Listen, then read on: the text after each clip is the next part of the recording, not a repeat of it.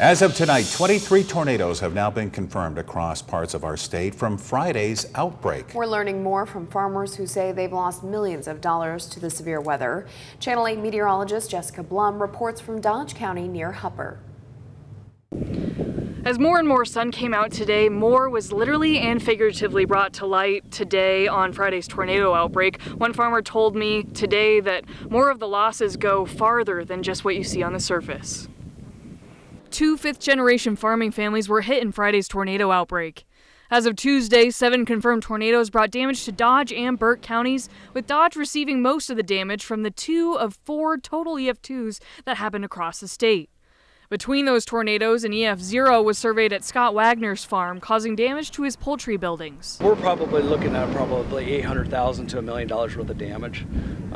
So what happens there is that roof stretches and you lose the seals on the rubber, and so then you got roof leaks and you just have more damage that you just aren't aware of.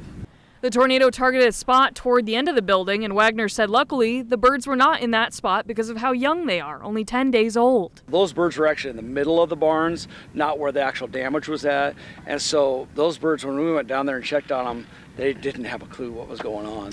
We're really, really fortunate. We are definitely mild in comparison to some others. Wagner said that thinking of jon-weitzenkamp and his cattle company up the road.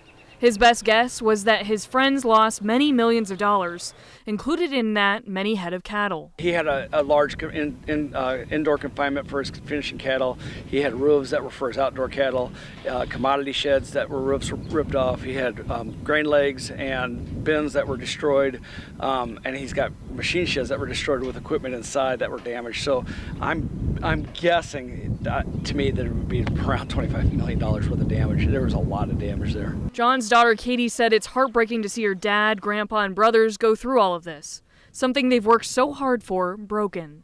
But if they weren't away from their land at the time that next tornado had formed, she said she thinks there would have been a different ending. Every storm, they always just head out to the farm and just want to get to work, do something, check fences, and so they might not have survived. And we're also still awaiting a damage survey to come from near Pawnee City, so the total number of tornadoes that we know today of about 23 may even still increase in the days to come. Reporting west of Ewing, Jessica Blum, Channel 8 News.